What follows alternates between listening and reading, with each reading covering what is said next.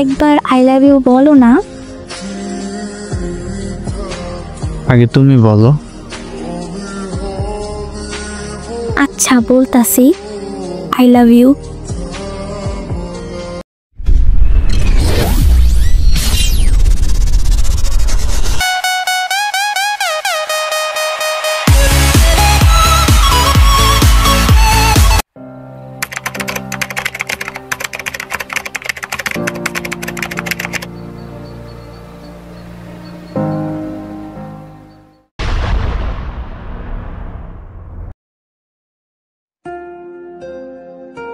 গল্পটা দিয়েছে একটি ছেলে, ছেলেটার নাম হলো রাকিব। তো সে বলে, আমার নাম রাকিব, আমি একটা মেয়েকে অনেক ভালোবাসতাম। মেয়েটার নাম আফরোজা। আমার বাসা আর মেয়েটার বাসা একই গ্রামে। আফরোজা জানতো না যে আমি ওকে অনেক ভালোবাসতাম। একদিন আমি ওকে বললাম, আমি তোমাকে অনেক ভালোবাসি। সত্যিই কি আমাকে ভালোবাসো? হ্যাঁ। আমি তোমার ভালোবাসা গ্রহণ করতে পারি, কিন্তু আমার কিছু শর্ত আছে। কি শর্ত বলো? আমাকে কখনো ছেড়ে যাবে না তো? জীবনেও না। দ্বিতীয় শর্ত হলো, আমার জন্য কি করতে পারবা? তোমার জন্য আমি আমার জীবনও দিতে পারবো। সত্যি আমার জন্য জীবন দিতে পারবা? হ্যাঁ, পারবো।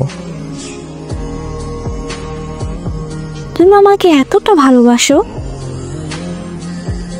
হ্যাঁ, আমি তোমাকে অনেক ভালোবাসি। আচ্ছা, আমি তোমার সাথে রাতে কথা বলবো। এখন আমি স্কুলে যাব। আচ্ছা, বাই।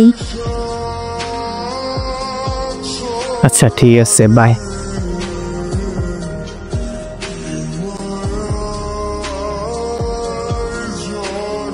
ওই, কি করো?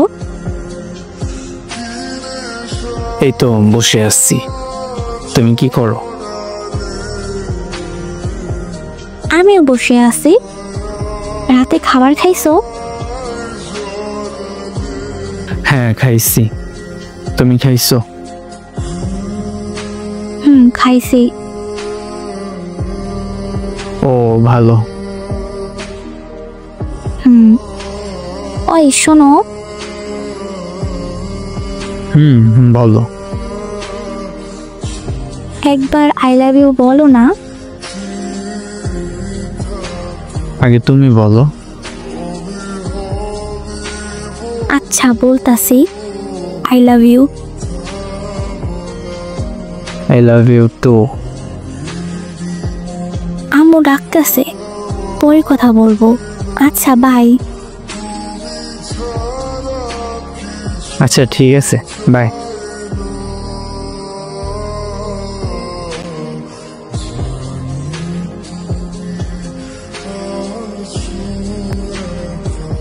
ওই শোনো, আজকে আমাকে ছেলের পরিবার থেকে দেখতে আসবে।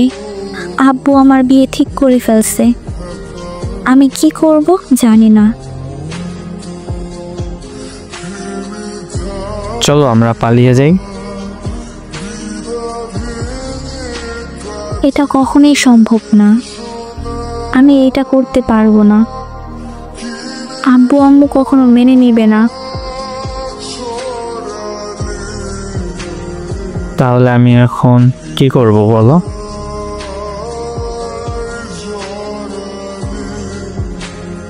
আমি তোমার কথা আব্বুকে বলে দেখি আব্বু কি বলে। আচ্ছা, তোমার আব্বু কি বলে আমাকে জানাইও।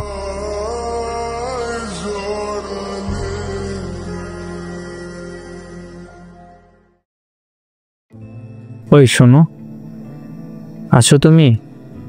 তোমার আব্বু কি বললো পরে?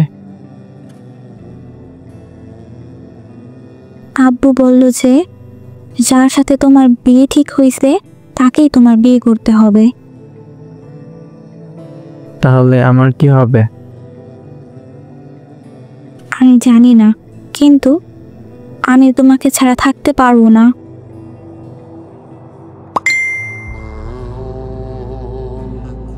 তুমি আমাকে ক্ষমা করে দিও। আব্বু আম্মু আমাকে জোর করে বিয়ে দিতেছে। সত্যি আমি তোমাকে ছেড়ে যেতাম না, পরিস্থিতির শিকার হয়ে তোমাকে ছেড়ে যেতে হলো। আমাকে ক্ষমা করে দিও। সত্যি তুমি আমাকে ছেড়ে চলে গেলে জানি না আমি এখন কি করব, তোমাকে ছাড়া থাকতে পারবো কিনা। আচ্ছা, আমার দম বন্ধ হয়ে আসতেছে, এখন ফোনটা রাখি। কান্না কইরো না, আমাকে ক্ষমা করে দাও। হ্যাঁ, তোমাকে ক্ষমা করে দিয়েছি। আচ্ছা, আমি এখন ফোনটা রাখি, আমার দম বন্ধ হয়ে আসতেছে।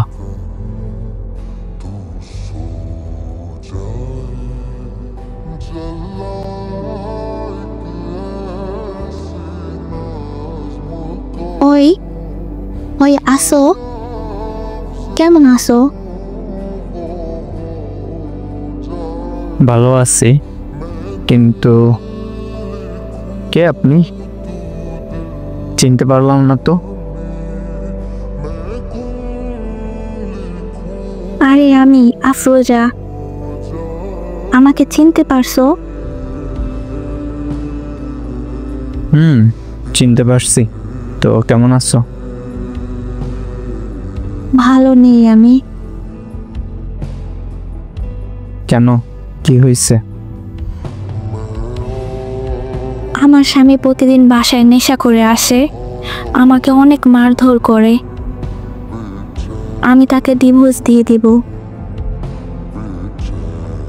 আচ্ছা, এই ব্যাপার। হুম।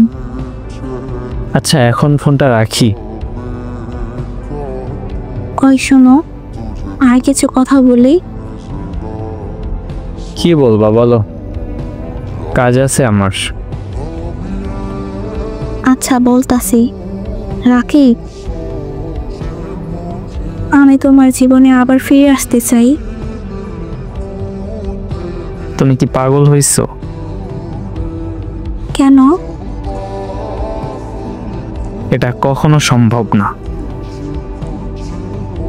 প্লিজ এরকম কইরো না, আমি তোমাকে বিয়ে করতে চাই।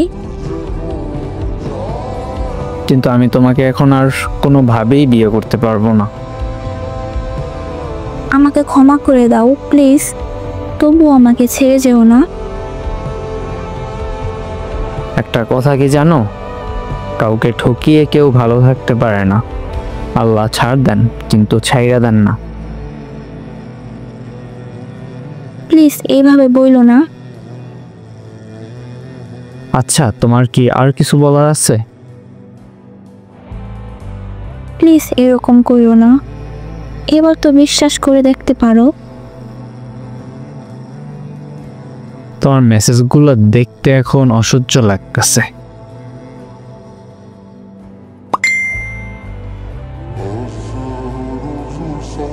আমার শহরে বেঈমান প্রবেশ নিষেধ। আল্লাহ হাফেজ, ভালো থেকো।